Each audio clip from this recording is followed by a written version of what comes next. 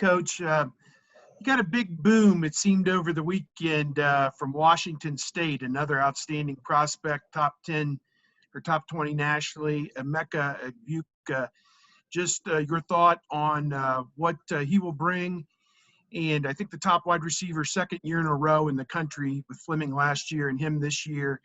And maybe the hope he might bring some other people from his home state with him. Emeka's a special young man.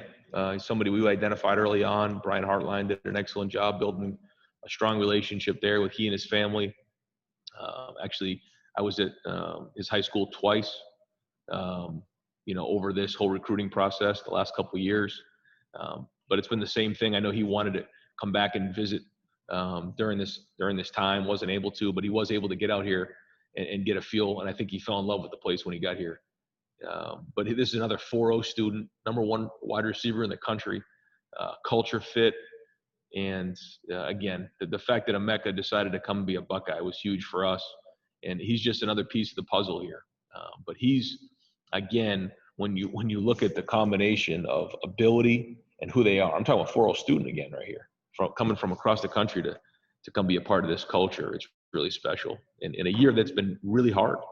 So again, hats off to our staff, but hats off to his family and the work that they put in to find the right place for him and his family. Next up, Kevin Noon with Rivals Buckeye Grove Network. Kevin? Yeah, Coach, you guys land 3 offensive linemen with Ben, Zen, and Donovan. How would you assess how offensive line recruiting went this cycle, and just a little bit on each of the 3 linemen that you guys signed today? Yeah, I think Stud worked his tail off, and again, Mark and everybody did. I think we got 3 really good players, but all very different.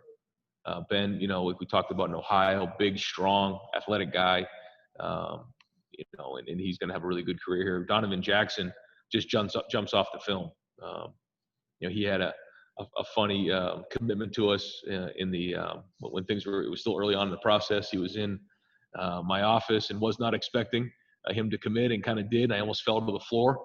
That was a huge deal for us to get Donovan. His family are unbelievable. They've been great during this whole process, just with schools continually try to recruit him out of Texas, and he just stayed strong. His loyalty and faith has been tremendous. Another really, really good student, and great culture fit. And then Zen is a unique situation. This is a guy who put on, I think it's like 60, 70 pounds in, just about a year. And we think, this is one of the things we didn't really have the opportunity to have was to evaluate a ton of these guys on senior film. And because of that, it's been a strange year because a lot of these guys didn't play. Zen did. And we saw right away when we watched this film, Mark brought it down, Stud looked at it, and everybody said, what are we missing here? And we just kept watching his film, and then he played against Elder and just did a great job there. And we're like, this guy has a chance to be special, and he's in our footprint. So really excited to get Zen as well. So 3 really talented young men. I'd give it an A. Next up, Rob Aller, Columbus Dispatch. Rob? Hey, Ryan, can you hear me? I can. It's a Zoom miracle. And moving off recruiting just for a second, this is the time when everybody's going political and campaigning for their program. And instead of talking about why other teams shouldn't make it, why should you guys make it if you get to 6-0? How do you see that? Well, I think first off, everybody's been through different parts of the country. We've all been through different things. And we've always felt like we had a special team. We've never really been at full capacity. And, we haven't had the opportunity to play in as many games, but I can tell you that, we can play with anybody in the country. Now we got to do that on Saturday. We've had an amazing amount of challenges, way more than anybody else in the country, in my opinion. Up here in the north, the minute we went back inside in November, December, the numbers just jumped through the roof.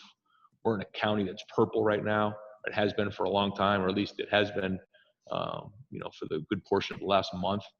And we've had disappointments. We'd have games canceled. We've had the season canceled. We've been through so much.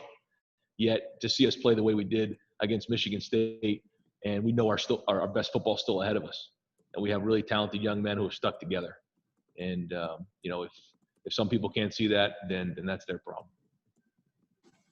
Next up, Bill Landis with The Athletic.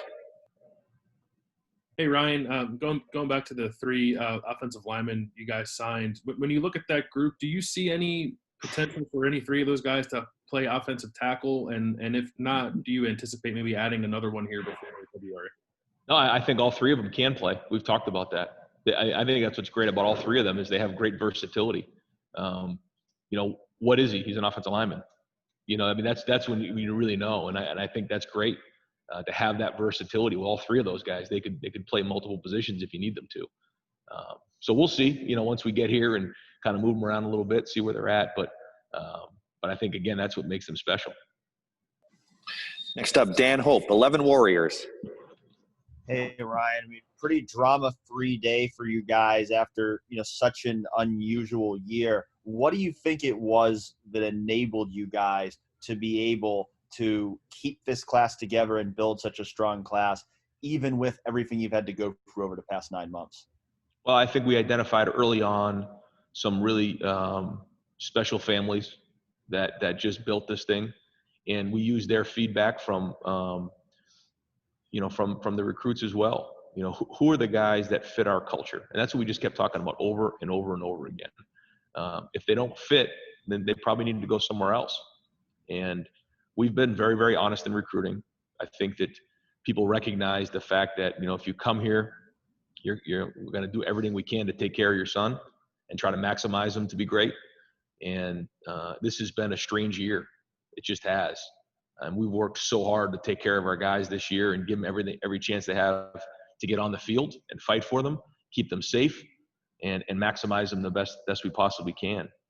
And I think people see that about us, and because of identifying the right people early on, it allowed us to build a special class. Thanks, Ryan. Next up, Jared Smalley, WCMH. Jared?